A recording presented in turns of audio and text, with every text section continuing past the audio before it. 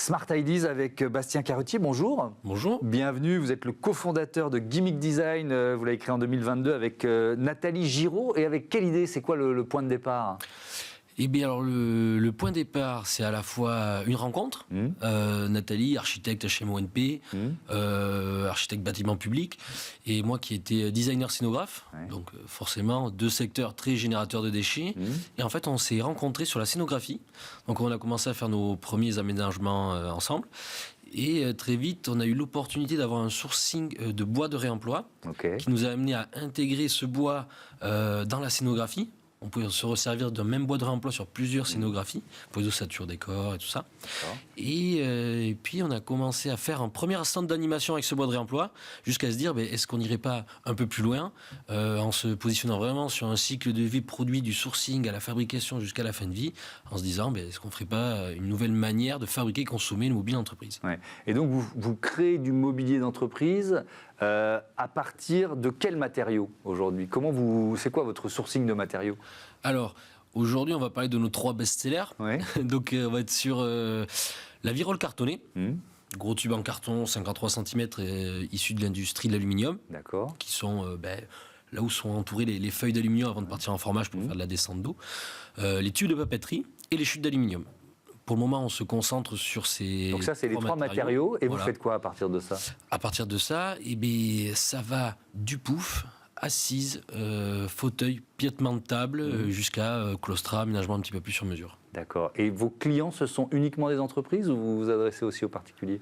Alors, le particulier reste anecdotique. C'est avant tout les grandes entreprises. On travaille surtout avec des grands comptes. Donc, ça va être, par exemple, là, on refait les espaces lounge pour Unicalo, marque de peinture. On a refait du mobilier un peu pièce unique pour la Cité du Vin, justement. À Bordeaux. Banquette un peu pièce unique pour l'expo permanente. Donc, voilà, ça va être un peu la typologie de clients qu'on va avoir. Donc, l'idée, c'est de changer le modèle, on va dire, jetable du mobilier.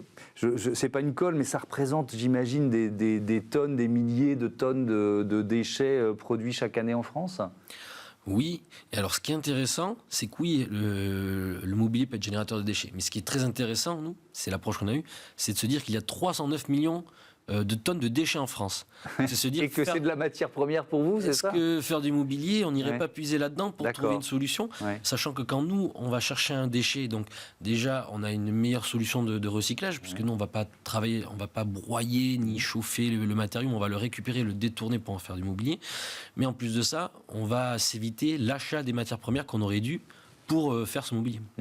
Alors, vous parlez d'un mobilier qui est aussi réparable et consigné. Alors ça m'a surpris. C'est quoi l'idée d'un mobilier consigné ? Alors ça, c'est l'idée qu'on développe en local. C'est sur tout notre mobilier en collection, dans le catalogue. L'idée, c'est de se dire, avec un préavis de 6 mois, on vient récupérer chez le client le mobilier pour le reconditionner.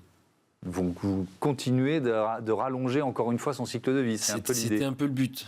L'idée, c'était de se dire, alors nous, évidemment, on poursuit toujours un peu des utopies, mais l'idée, c'est de se dire, des matériaux recyclés, ok, mais on va repousser un problème de quelques années. Donc comment on agrandit encore cette fin de vie en récupérant aussi ce matériau et en le reconditionnant. Est-ce qu'il y a d'autres matériaux sur lesquels vous commencez à travailler ? Je pense au plastique par exemple.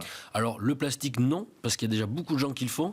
Et nous on a une idée, c'est de se dire, dès qu'il y a quelqu'un qui le fait, on va s'associer avec lui plutôt que d'essayer de le concurrencer. Donc on va s'appuyer par contre sur des gens qui travaillent du plastique recyclé. Donc il y en a comme par exemple Plastou qui est vers Mérignac, vous connaissez un petit peu Bordeaux. Oui, je connais pas mal la région de Bordeaux. Donc ça, c'est une entreprise locale aussi. Voilà, on va s'appuyer sur eux. Nous, dans les matériaux qu'on va avoir, alors là, ce matin, rigolo, livraison de billons d'Iroko. C'est quoi ça ? Iroko, c'est un bois exotique, sauf que quand il est travaillé ici en région, il est pelé, et à la fin, il jette le cœur de l'arbre. Donc là, on nous a envoyé ces matières pour essayer de faire des tests, parce qu'il y a plein de très très localement autour de chez nous, on reçoit des cœurs d'arbres de 30 cm de diamètre, dont personne ne sait quoi faire et qui vont être jetés.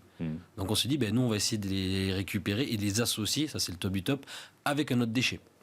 Superbe idée, merci beaucoup Bastien Carretier, bon vent à Gimmick Design, on l'a compris, basé dans la région de Bordeaux. Voilà, c'est la fin de ce Smart Impact. Je voudrais remercier Marie Billat, Alexis Mathieu et Juliette Millierina qui sont en charge de la programmation et de la production.